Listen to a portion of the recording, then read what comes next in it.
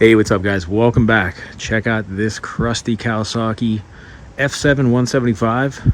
This is a 1973 model, I believe. I just picked this up the other day, and it is seriously barn fresh. It was really pulled out of a barn. I know that term is thrown around so much these days, but this one was shoved in the corner of a barn and just pulled out. You can see I left all of the dirt and grime, dust, and everything on it still. And surprisingly, their tires are holding air. I pumped these up yesterday when I brought it home to wheel it around, and they're still holding air. I mean, they're dry rotted like crazy, but that's amazing. They were completely flat. I thought for sure the tubes were completely gone, but they're actually holding air, so I can wheel it around pretty easy. You can see it's pretty complete. It's got the tail light. It's missing turn signals. Most of them always do, all these old bikes. It's got a couple bolts that are boogered up here, I can see already. The housing for the throttle is kind of messed up. We're missing a bolt here, screw. Missing one up here, back here too. Looks like the idle adjustment's messed up. Somebody put a nice shiny fuel petcock on this thing though. The owner did say, previous owner did say when he pulled it out of the barn, he did try to get it running, and it ran with starter fluid, so it tells me it's got spark, but we'll check on that. Fuel tank is surprisingly in good shape. Just got a dent up top here, and the inside's not horrible. I'll get a light and show you a little bit later on what that looks like down in there, but it is pretty solid from what I can tell. Up underneath, there's no signs of leaking. There is a little bit of fuel in there, so we'll get that.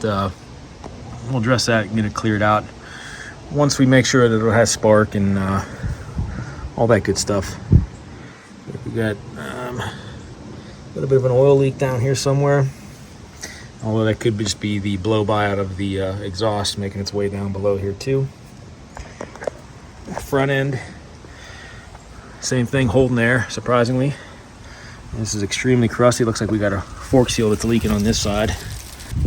It's made its way down all over the rim. And these have an interesting fork setup. Looks like you can change the positioning of this, which will change the handling characteristics, which is pretty interesting. Got a headlight. We got gauges. Gauges are still there. This one's missing the glass cover, the plastic lens, I guess you could say. I don't think that's the correct mileage because the cable is not hooked up, so God only knows what that is. We got a working clutch. These controls work okay, but we don't have turn signals, so it really doesn't matter. Horn button. I'm not sure what this is.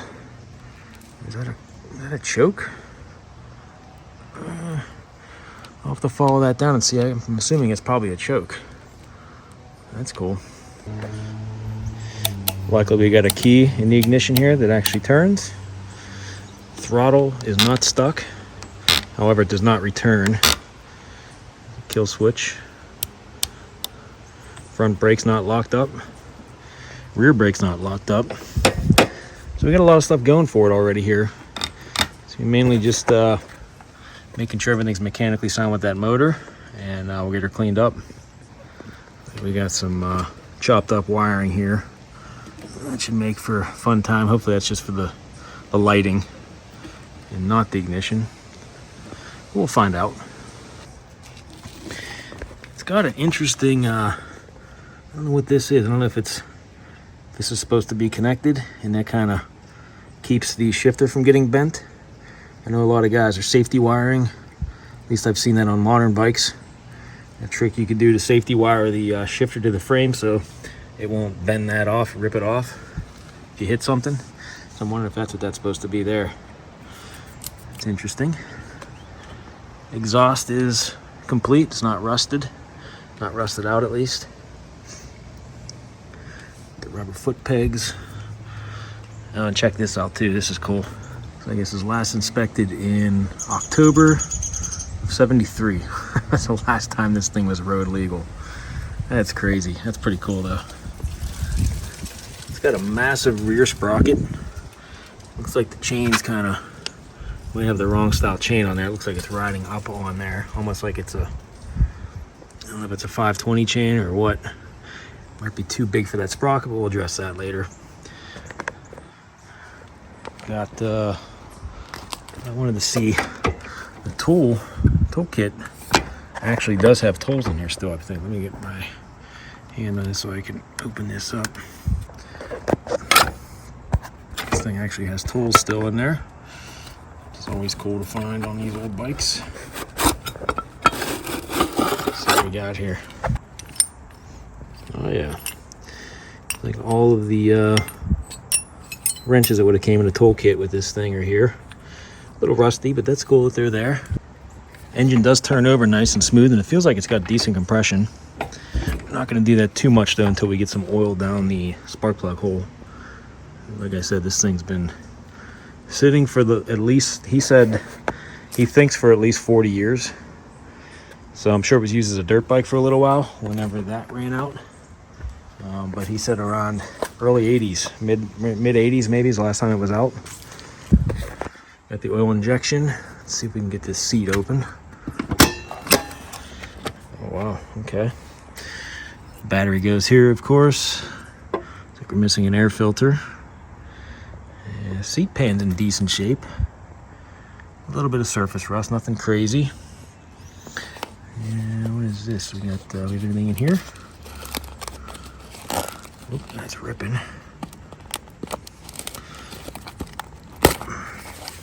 Tough to do this with one hand.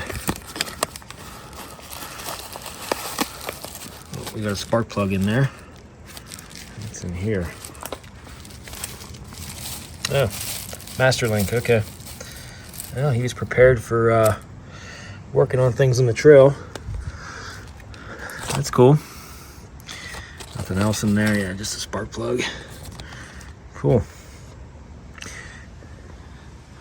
Yeah, seat or the tank's in decent shape here. Usually see paint wears away, and that's where they rust from the seat. I've had a couple do that, but this one's got still solid metal there. Let's see if we can see. It looks like there's oil here. Let's see if we see anything down in there.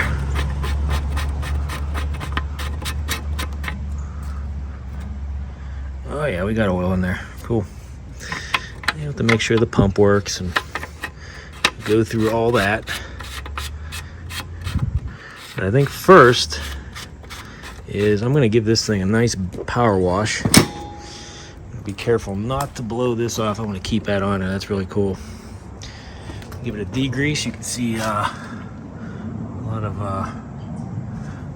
built-up gunk on this motor. We'll get all that off. Give it a good cleaning here, good power wash, and roll it into the workspace and start working on it. And probably have to get the check for spark first and do all of our normal stuff, and we'll get rolling on this one. This will be a fun one. All right, I'm gonna get some degreaser on that engine and scrub up the other parts a little bit, and we'll get it power washed off.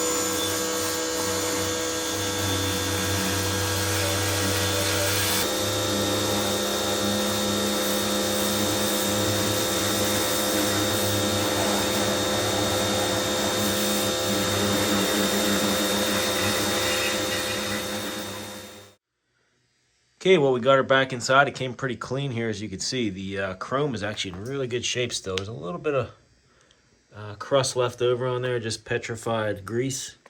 And I got to scrape off, but you can see the rims are in really good shape. It actually preserved the rims. I think all that oil built up on there. The hubs are in good shape, pretty clean. Spokes could use a little cleaning, but we're not going to worry about that right now. A little bit of rust up here. Luckily, the tubes themselves that go into the forks are in good shape. So I'm sure the seal's leaking pretty good, as we've seen before we cleaned this off. It was all over the place, so might have to address that at some point soon. But we're going to check for spark and everything first, and get you a look at everything else. The engine came pretty clean. It was all built up with a lot of crud, as with the back end too. Back rim's in good shape. Fuel tank has a little bit of blemish on it still. That's to be expected though. It's not going to come out perfect, but it did get a lot of the grime off. Same with the gauges. Fortunately, the glass is gone here. Handlebars are in decent shape. A little bit of rust there. A little steel wool will take care of that. See, this came pretty clean. A little bit of rust on the spokes. This side of the engine. We're going to get this cover off here too soon, but we're going to check for spark first. But we're going to get that plug out of there. I'm going to put some oil down the plug hole just to get some lubrication in there. She looks pretty good. She came clean. Way better than it did before. And it's actually holding air in the tires. Can you believe that? I mean, they're dry rotten beyond belief, but it's holding air front and back. Probably the original tires on this thing, if I think. But all right, let's get that plug opened up and get some oil down there, and we'll start checking for spark. This one has the dual spark plug setup, so when one fouls, you can just move that plug over to the other one. But it was hooked up to this one, so we'll just get that one out of the way.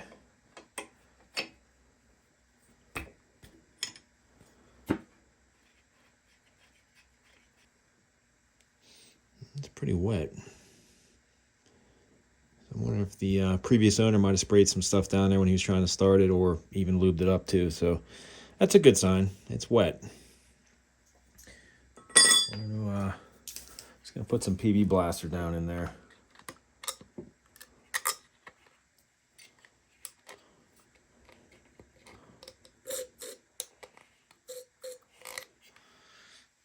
Kick it over a little bit here. See what the compression feels like.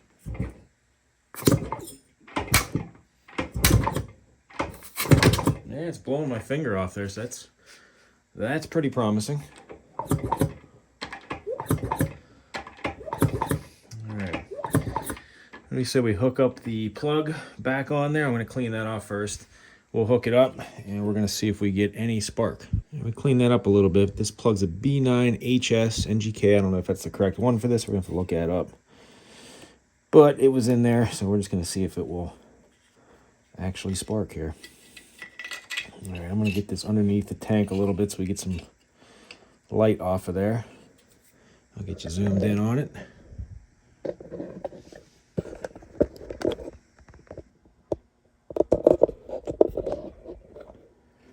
And I'm going to turn the ignition on up top.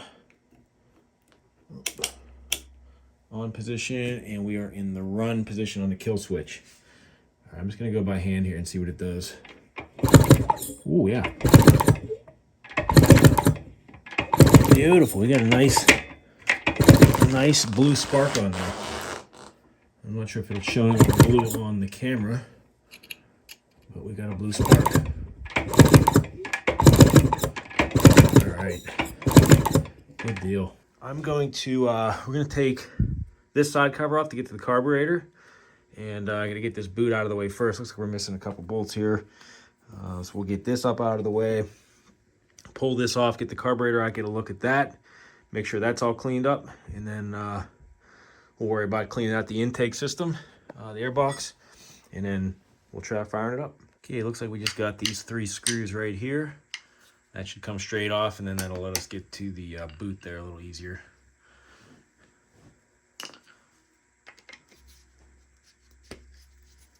Second Kawasaki I've done on here. The first one was the KE 100.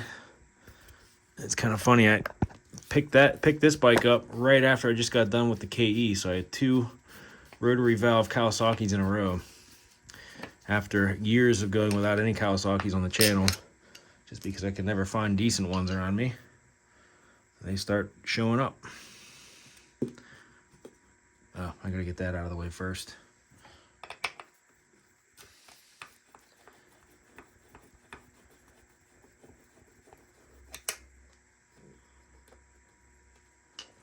So it'll be interesting to see what a slightly bigger rotary valve two-stroke feels like. I kind of want to get a 250 at some point, so I could see what that power delivery feels like versus a reed induction, or the old school induction for the you normally see with old two-strokes. But from what I'm reading online, I guess people say this one's a pretty it punches above its weight power-wise for being a 175. So we'll have to see if that holds true. Okay. Got another screw on there? Nope.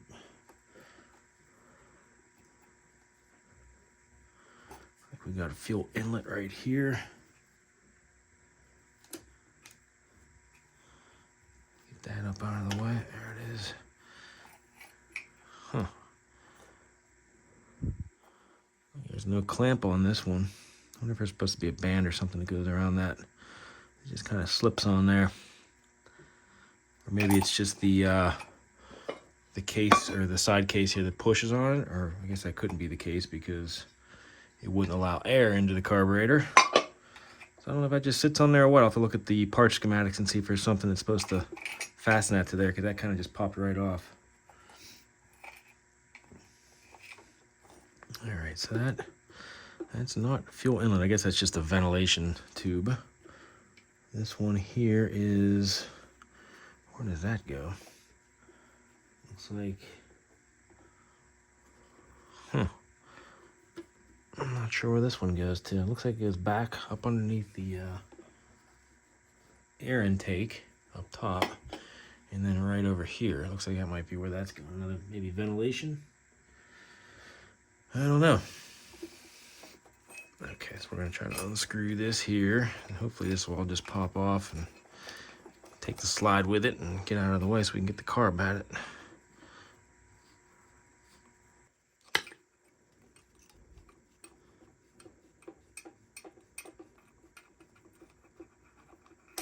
Oh, there it is. It's just that plunger. Okay. I could have just taken it out from there. Oh well. All right. So let's see if we can get oh, we got this fuel line on here. Let's get that off. Okay, now this slide should just come right out, I would think. There we go. A little crusty. Okay, get the carb out. Let's get this over on the bench. We'll take a look at it and see what we're working with. All right, I can hear there's a little fuel in here still. We're gonna just take this apart slowly so I don't dump it all over. Let's see what kind of condition that fuel was in. Get the bowl opened up there first. Apologize for the background noise. My furnace is kicking on here for the first time this fall, so it's gonna be a little noisy in the background there.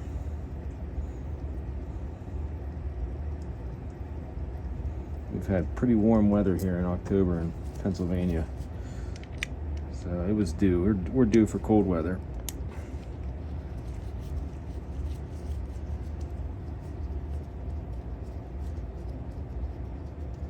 I'm thinking the guy I got this from was in here already. He did, since he was trying to get it started. I think he said he messed around with the carburetor a little bit.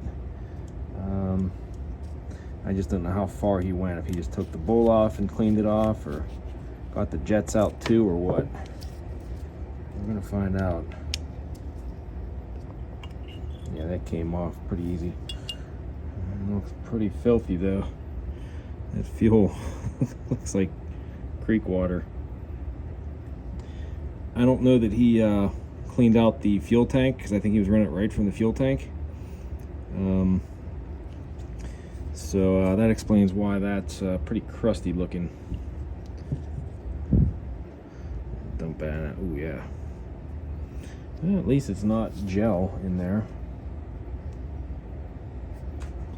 Just spray this out a little bit here with some carb cleaner.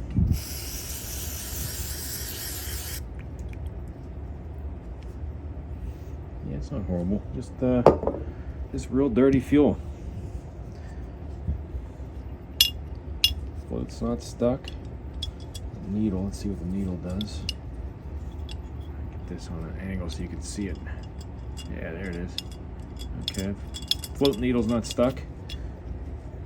Oh, that's coming right out. It wants to come apart.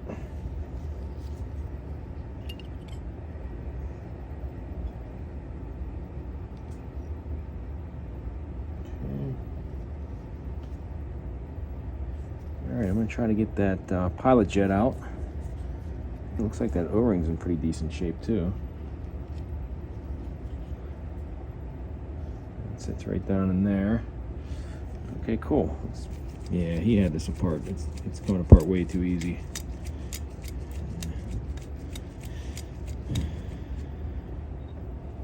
Here's the pilot.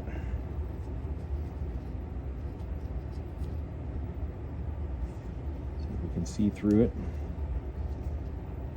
Yep. Okay, so that's off to a good start.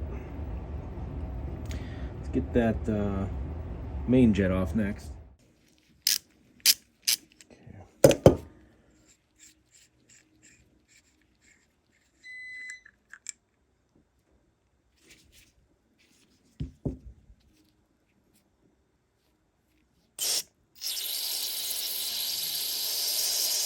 Okay, well, that's clear.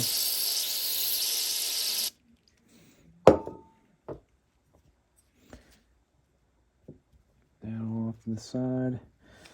Let's check this air screw here and see how many turns in we are. Or how many turns out, I should say. We're going to go in here, so there's 1, 1.5, 2, 2.5, about 2 3/4, I would say. 2 3/4 out for the air screw. Let's take all this out and make sure the idle air circuit's opened up. I'm kind of itching to use my new ultrasonic cleaner. The last bike I worked on, it actually worked, was the Kawasaki, the KE100. It cleaned the carburetor and I couldn't get the thing to turn back on, so I had to get another one. So I'm kind of itching to use it, the new one. So maybe we'll dunk this, even though it's pretty clean. You never know what these circuits here are going to be like on the inside. It is flowing the carb cleaner through there pretty good.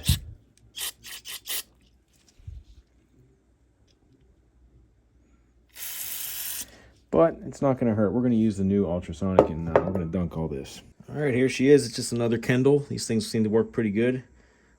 So I'm just going to start putting stuff in. Got some fresh solvent in there.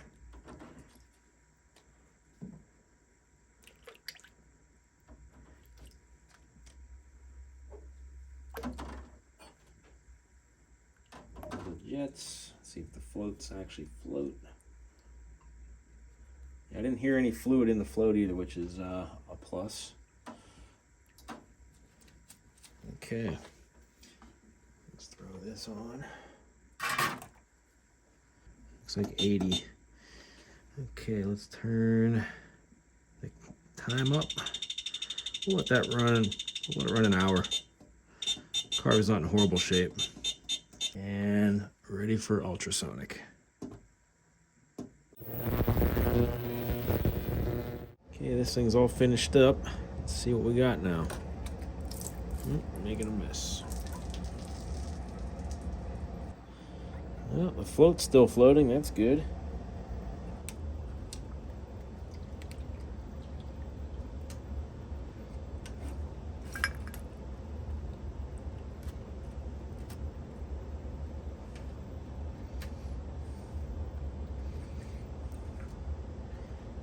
Okay, I'm gonna get this stuff rinsed off and get a closer look at it, but it looks pretty clean though. This all came really clean. Blew it out with compressed air and made sure everything's opened up. So I think we're good to put it back together.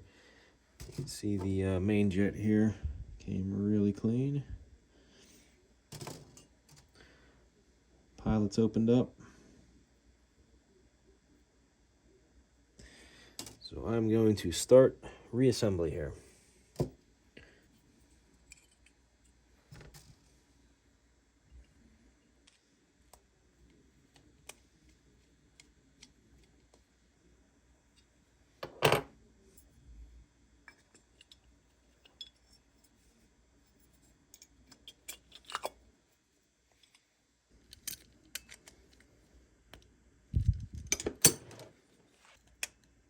Okay, I think we said it was 2 3/4 out. So I'm going to set it there, and then before I put it on the bike, I'm just going to double check the stock settings online, just make sure it's not 1.5 out like everything else.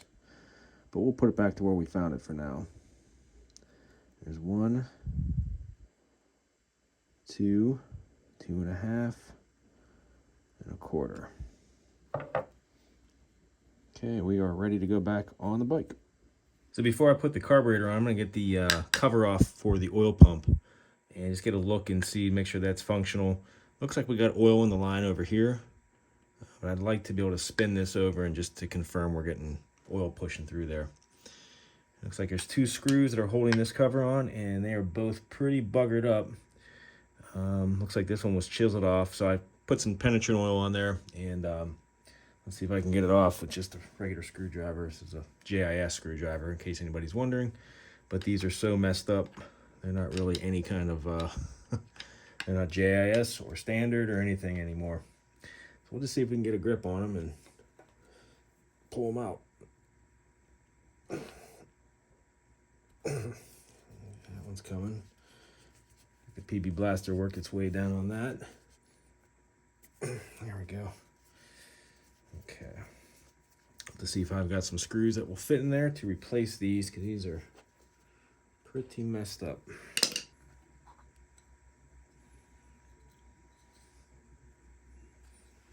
Okay, oil lines are still hooked up. Let's just make sure this works with the throttle. So good there. Alright, so it looks like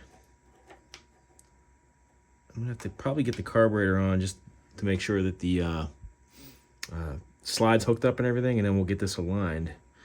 But it looks like right about there is where you take the play out of the cable, and right there's a line that lines up with the marker on this cam here that spins. And that's full throttle there. And I see these 2 markers here. I'm assuming I'll have to check the manual, but you probably got to be in between these 2 markers right there when you're full throttle. And we're towards the furthest one. So it should be opening that pump up to its fullest when you have the throttle open there. And then when it returns to idle, it should be sitting right about there. But right now there's no carb hooked up, so there's no slack in the cable at all. So we're going to get the carburetor on. I'll leave this open and get this adjusted right. So just to test the pump a little bit here, I'm going to go wide open throttle. We're just going to watch this little air bubble here to see if it moves.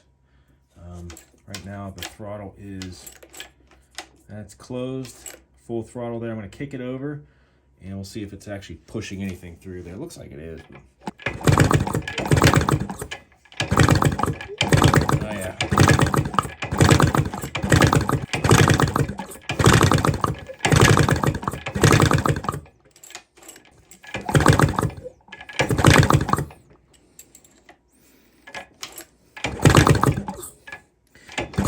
You can see oil coming out of the rotary valve too. It's pretty soaked in there. I got this wide open and this air bubble right here was moving a little bit too. So I took some time and lubricated these threads up and stuff. This was kind of stuck for the idle adjustment.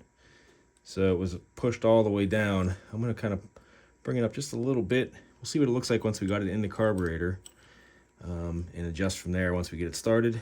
And then this is the plunger for the enrichment or the choke. And this was kind of galled up a little bit, so I lubricated all that, and that moves freely now too. So hopefully this all just slides together. In case you were wondering too, I checked the needle position on the clip on the needle, and it's in the middle spot, which is usually what it's supposed to be. So we're gonna leave that alone. I'm gonna throw this back together.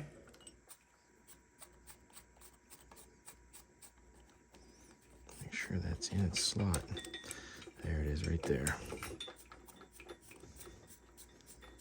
You can see when I twist the idle adjuster, it'll pull this up. And when I opened it up, it was jammed all the way down, so the throttle was almost completely closed.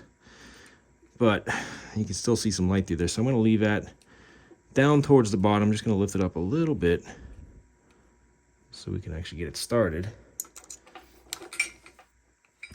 We're going to put the plunger back in here for the choke enrichment. Okay, carb is on. I'm going to work the slack out of this cable right here to get this lined up next. And then we can start buttoning all this up.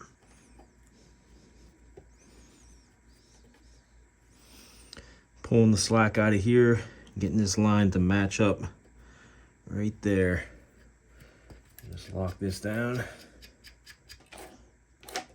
Okay, we're still lining up at idle and full throttle. I think we're in good shape. Hook up the fuel line here next. Okay, and I am going to, I'm going to run a filter on here. I'm going to cut this up top and put a filter in between here just in case you're wondering. All right, now I got to figure out how to get this to fasten with the cover.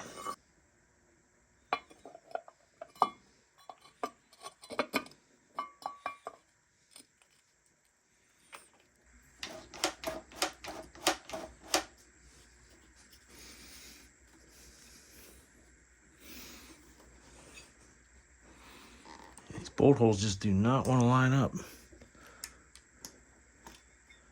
Through the rubber and through this this little plate that goes on top of there. Not exactly the best design in my opinion. Okay, we got the side covers back on and the throttle assembly with the boot. If I have to adjust the throttle or the idle, I can do so right here with this. There should be a bigger knob on here, but you can see it broke off before I got the bike. It's been broken, so we could just use this if we have to. I'm going to kind of leave it right where I had it, and we'll see what happens when we get it going. Also got a fuel filter in place. I still got to clean out the fuel tank. I'm just going to kind of slosh it around with some old gas and dump it, but I wanted to get this in place before I forget about it. And I think the next thing we're going to focus on is the intake system.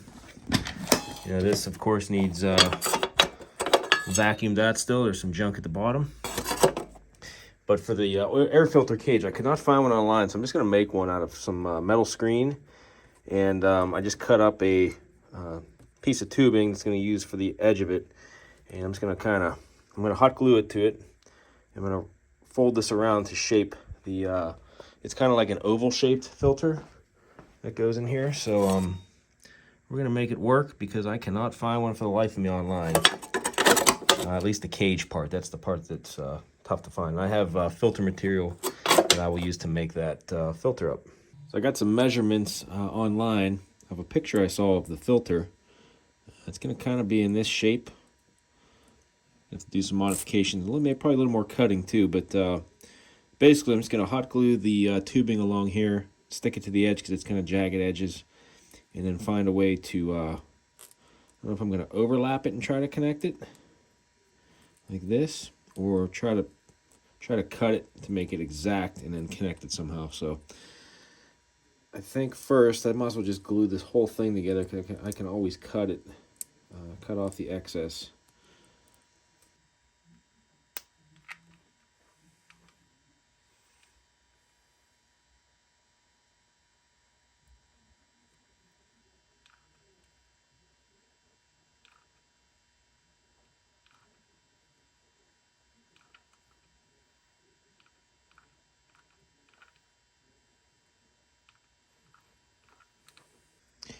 How's that for some arts and craft skills? We're going to do the other side, and then we're going to bend it to shape it, try to get it the right size, and then probably have to cut some off. Okay, I'm going to get a vacuum on this real quick and suck all this junk out here first.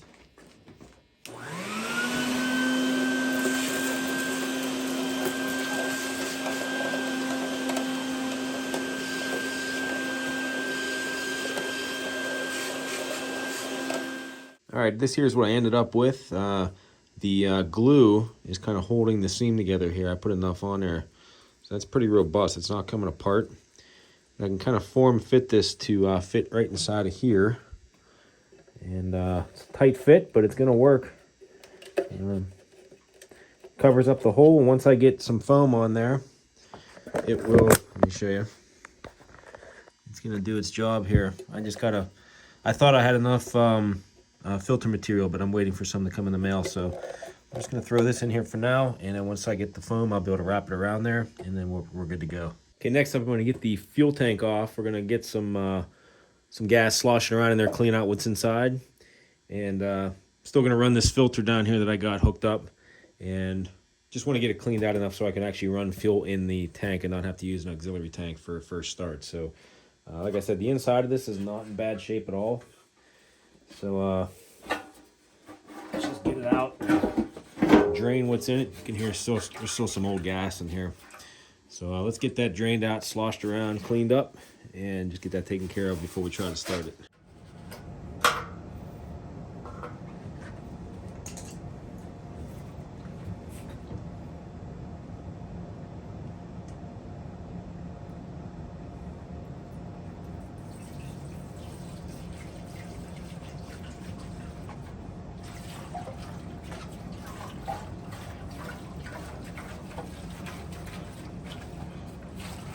So while I have the fuel tank off, I kind of taking a look here at the coil.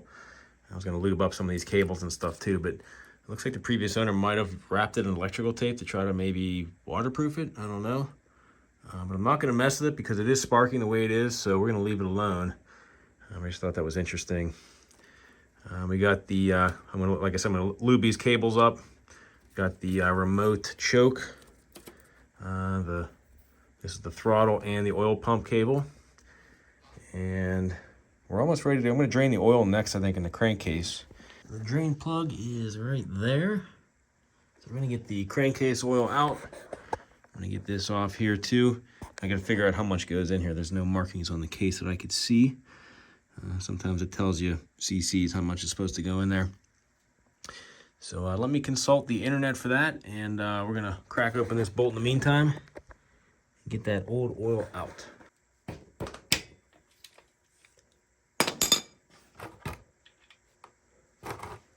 Wow, that oil looks pretty clean. Yeah, looks like it had pretty good oil in there to begin with. That's good. This is all that came out of it, and the manual calls for just under a quart of oil, and I don't think we even have that much here. Okay, we got some 10W40 going in now. And there is a dipstick on this, so I'll be able to at least check the level. Get this stand straight up here and just lay this at the top. Okay, we're in good shape. Might have a little bit more in there than we need, but that's okay. It's about time we get some fuel in here and start kicking it over, see if we can get it to fire.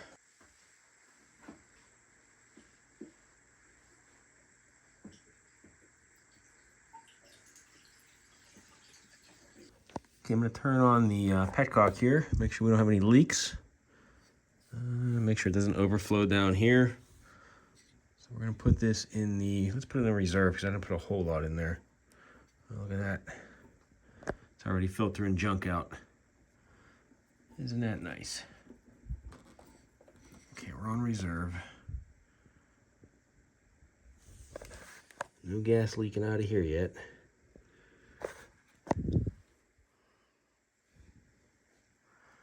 All right, I'm gonna get you on the stand and I'm gonna start kicking. All right, so just in that little bit of time since I turned the fuel on, it did start coming out of the overflow a little bit, so I put that oil pan underneath of it. I'm still gonna try to get it fired up. Might have to get that carb back off and mess with that float if it continues. We've got the exhaust fan there hooked up by the door, and I'm gonna start giving it some kicks. and see what happens. Okay. On position. On position. Give it some choke. I got my idle adjuster right here just in case I need to mess with that knob on the cover there.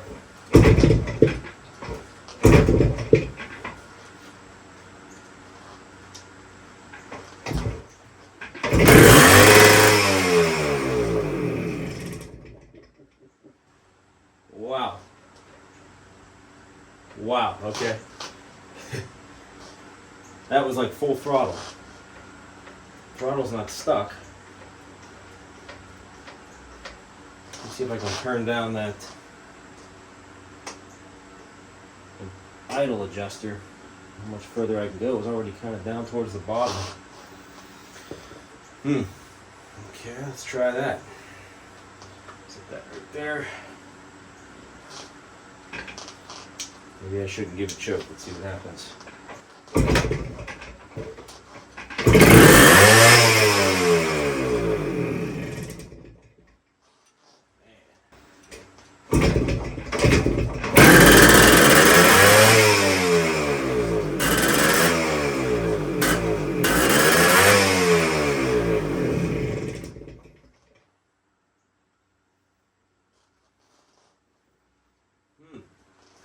It's running away. At least it runs. I don't know if we got a massive air leak somewhere.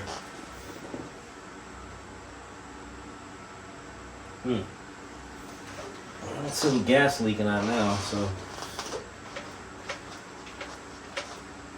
Yeah, that throttle seems to be okay. It doesn't snap back quite as good as you'd want it to, but it's closed all the way. I'm gonna have to get that cover off and get a look. Okay, I got the side cover back off and just inspecting a couple things. Took the slide back out just to make sure none of the cables were twisted up or anything. Everything seems to snap back into place. I've got the idle adjuster all the way down, so it's almost pretty much closed. And what I found, I'm going to demonstrate here in a minute, is I think the boot that this sits on is worn out because this thing is not as tight as you think it should be on there. And when I had it running, the rev started kind of getting away from me again, so I pushed down on this. I pushed this up against the side cover there, and the revs immediately went down. And I let it go again. I saw this kind of jostle loose a little bit, and it started climbing again. So I don't know that the side cover is necessarily putting enough pressure on this to keep that sealed up to that boot. And I'm gonna start it up here again and show you before I take this off. But that boot has like it's like a rubber ribbed on the edge that looks like it's just not grabbing the carburetor as tight as it should be. So let me start it back up and I'll show you what I mean. So I'm just gonna show you this angle right here, kind of up close on the carb. I'll get this fired back up. Turn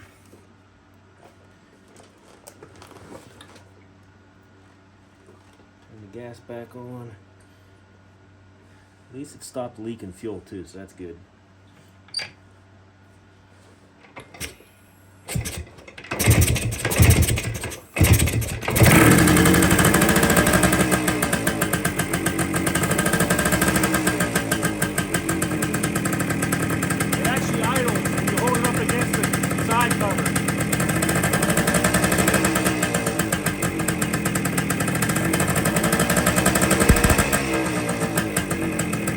That's where the air leak is. It actually idles nice.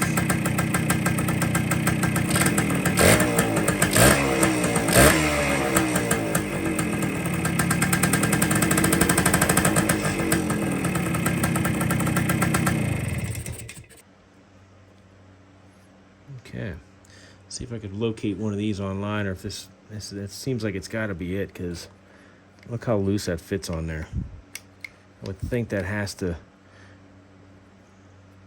grip onto there a little better than that, because just right up against here is not enough of a seal. So I'm thinking it's this piece right here. Coming to find that it's pretty tough to find online.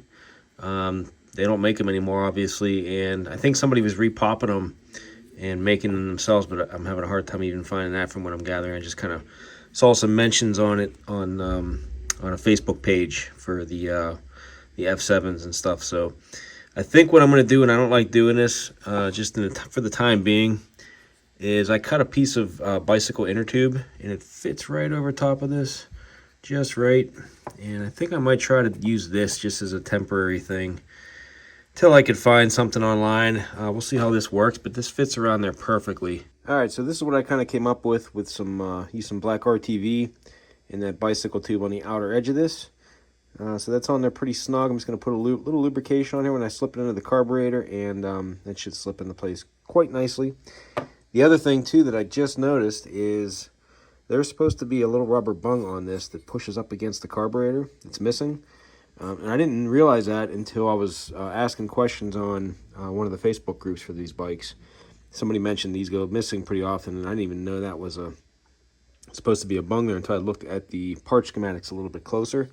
It's really tough to see, but yeah, there is supposed to be a little piece of rubber here that pushes on the carburetor, so that's probably not helping the situation at all either. So I'm going to see if I can make something here. Maybe just use a piece of fuel line and kind of stick it off just so it's pushing up against the carb. And that should solve the problem. Actually, just going to use a little bit of grease on there. Real light coat. Should help seal it up too even better.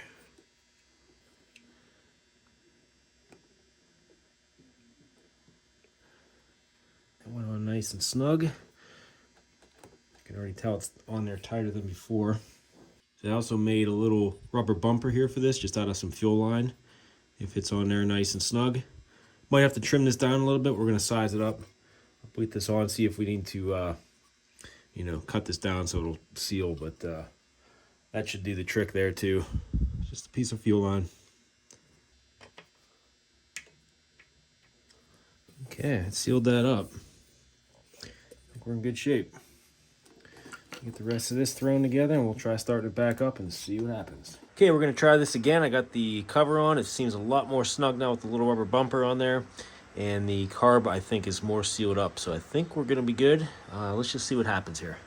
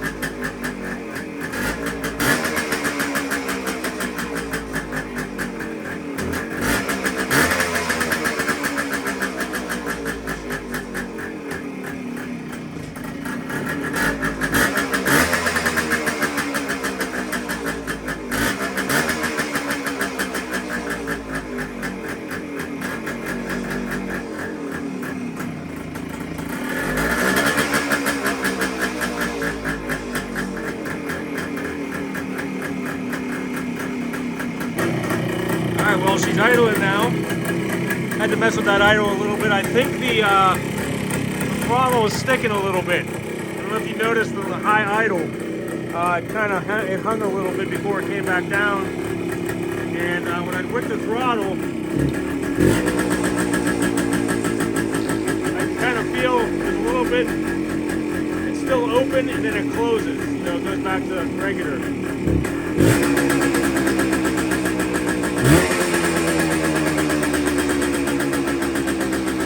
I think it's just hanging up in the cable. So when I wick it close, it goes back down to normal. But we're idle and smooth here. It probably turn down a little bit. Let's see if it goes back down. I think the slide is just kind of slowly coming back down.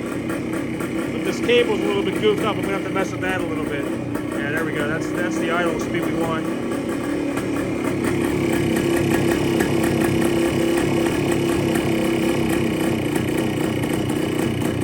On top of that to grab it. I use a wrench or something on there normally, but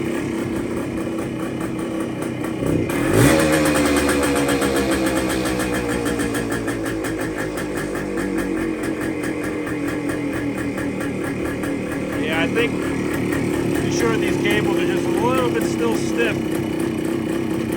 Let's see if I can get them straightened out a little better, but it sounds good. Excessive noise, top end sounds good.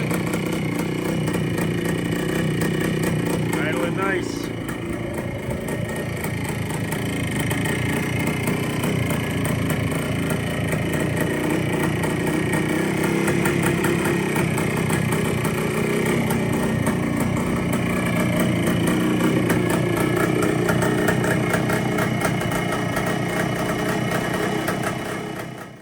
All right, I think that's a good spot to leave off. The video is running a little bit too long, but I'm pretty happy I got it to that point. We got it running and running pretty consistent with idling. Just got to mess with the throttle cable a little bit. I think I just got to reroute it under the tank. I was kind of looking there after I shut the camera off, and it's a little bound up underneath the tank. So I think it's just a matter of getting that straightened out, and we should be good. And then hopefully I can get to ride it here soon. Still got to look over the chain and sprockets a little bit, get that stuff adjusted. The main goal was just to get it running in this video, which we accomplished. So we're off to a good start here. So stay tuned for the next video. If you're not a subscriber, make sure you hit that subscribe button. Leave me some likes and comments. And I appreciate all the views, guys, as always. So we'll see you guys in the next video.